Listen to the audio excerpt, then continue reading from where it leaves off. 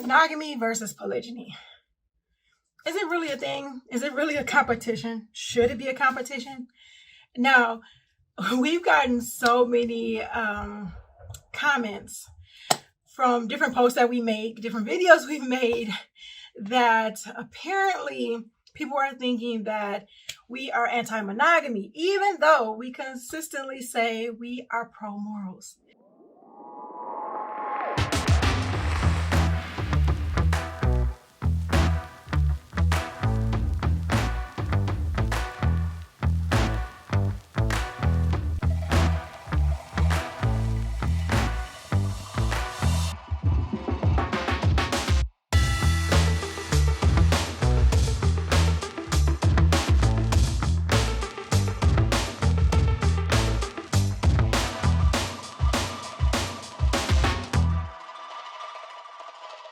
Assalamu alaikum, peace. It's Nyla, Coach Nyla, one of the founders of Outstanding Personal Relationships. And yes, in this video, I had to kind of debunk the thing. Outstanding Personal Relationships is not anti-monogamy. It's not a mono versus poly. It's not a monogamy versus polygyny thing when it comes to outstanding personal relationships. We are pro morals. We talk about polygyny a whole lot more, because when it comes down to it, let's face it, guys, seriously, polygyny is not talked about much. And even if it is talked about, a lot of times there are a lot of misconceptions, there are a lot of myths, there are a number of negative stances on it.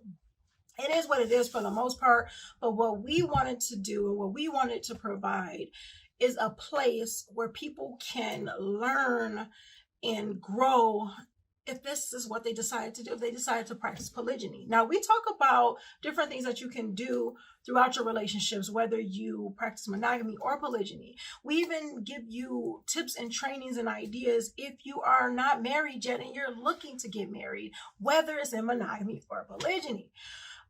However, sometimes people have this idea that it has to be an either or, that it has to be this versus. It has to be that if you are so pro this, then you have to be anti that. And that's not necessarily the case. And we all know that. So, yes, first of all, a lot of things that we do discuss on Outstanding Personal Relationships is about polygyny. Now, number of misconceptions is that we talk about poly and we're so pro poly, and that can be a whole array of things, a number of things under the poly umbrella. And just because we're pro polygyny doesn't mean that we're pro poly everything, because we say, again, we're pro morals. And that means, what is polygyny? Because some people don't know what that means. If you're new to our channel, welcome. And those who are with us and have been rocking with us from the beginning and for a minute, hey, once again, salam alaikum, peace. Make sure, if you haven't already, click that subscribe button. And if you don't want to miss an episode, make sure you click that bell so you get the notifications when we go live and when we upload new videos every single week. So with that being said, polygyny. That's what we talk about a lot of on this channel. Why polygyny? Well, polygyny is a man being married to more than one woman, a husband with multiple wives, to put it in layman's terms. And that's what we practice. We practice polygyny. Actually, our husband practices polygyny because he's monogamously married to me, Coach Nyla, and my wonderful co-wife, Coach Fatimah. And in Islam, the husband can have up to 4 wives. I'm not talking about that more on this episode right now, on this video. That's be saved for another video. And plus, we have other videos on our channel that talk about that as well. But the thing is that we talk about polygyny because that is the form of poly that is family-based.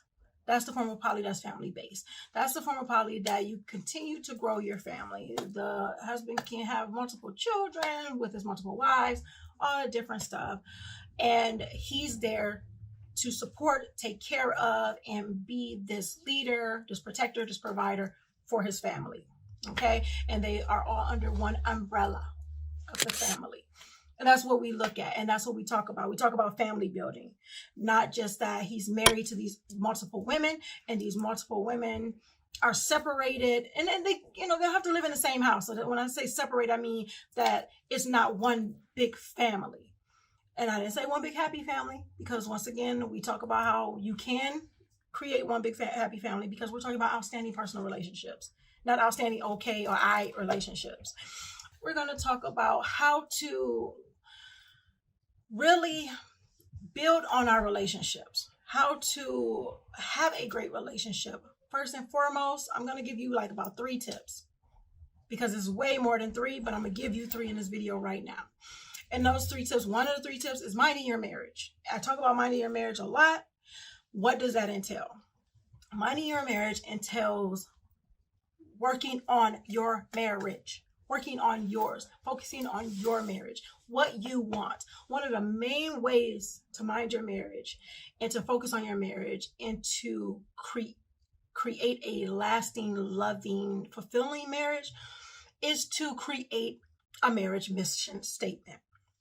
And having a marriage mission statement is so just on point, because I know you guys heard the term, if you fail to plan, you plan to fail.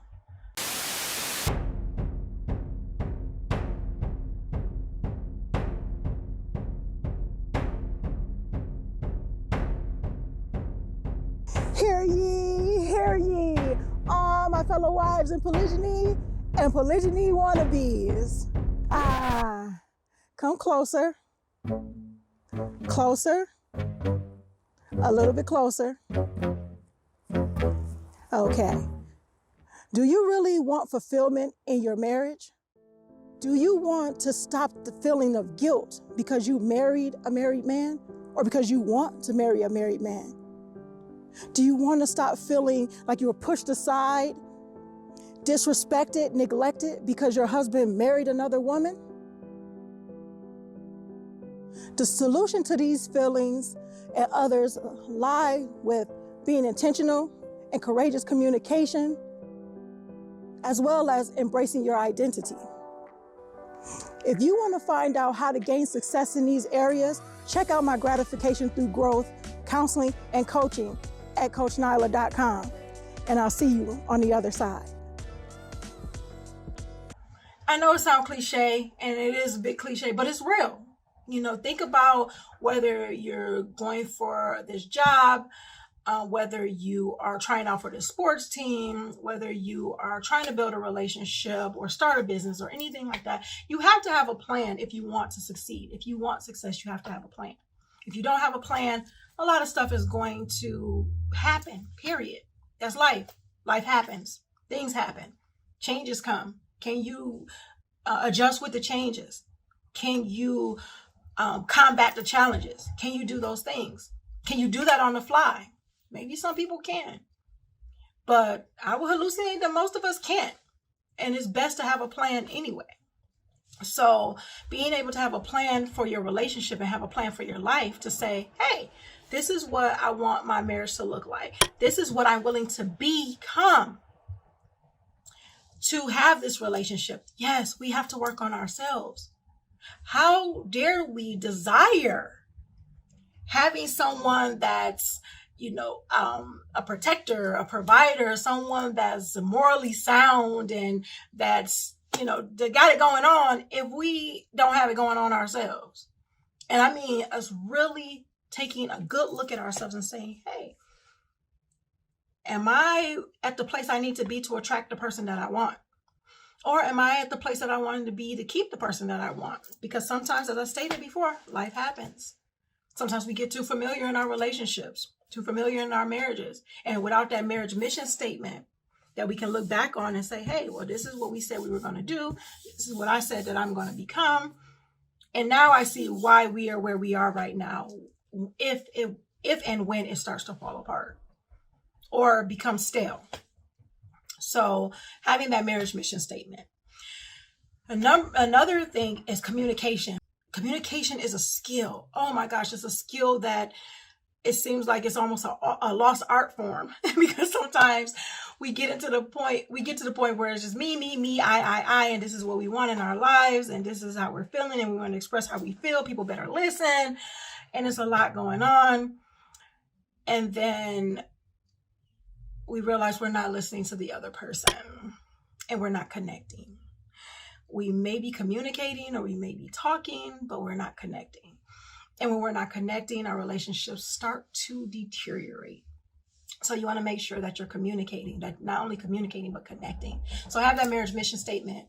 Make sure you are communicating and connecting with one another. And last but not least, make sure that you are constantly growing. You are constantly getting better. You are constantly improving on yourself. And improving on yourself is one of the biggest things that has allowed our family to be where we are right now. We tell people, do not compare your chapter 1, 2, 3, 4 with our chapter 11. We're 11 years in, guys, and polygyny and what it looks like right now is not what it looked like before. And we talk about that in numerous videos on our channel, as well as in our trainings as well. So, but personal development, personal growth, that's one of the major things that allowed us to be where we are right now. We are continuing to grow because we believe that if you're not growing, you're dying. There's no stagnant. There's no staying still. So we got to continue to grow. If we're where we are supposed to be and we're saying, you know what, that's it. There's no more. I'm done growing. It's all downhill from here. We're not going to stay in that one spot. We're going to just deteriorate. As I stated before, change happens, life happens, and challenges come into play. Are we going to let the weeds take over our garden by just staying still? Or are we going to grow in a way that we're going to be able to prune and trim and weed our gardens, which would be our relationships and our lives, to have the best ones we possibly can? And that means constantly growing every single day. So yeah, those are the 3 things. Make sure that you are finding out what you want in your marriage and create that marriage mission statement. Even if you are not married yet and you're looking to get married, create that marriage mission statement. You know, if you are married and you have not done it yet, you and your spouse create the marriage mission statement. You create one, your spouse create one, and then you come together and combine it together and work on it together. And make sure you're communicating to connect, and make sure you are working on your personal development. I hope you guys got some great information from this. Make sure you like this and share it. And until next time, make sure you are growing intentionally, loving fearlessly, and connecting on a higher level every single day. Stay tuned for how you can get involved in RMIC, and I'll see you in the next one. Assalamu alaikum. Peace.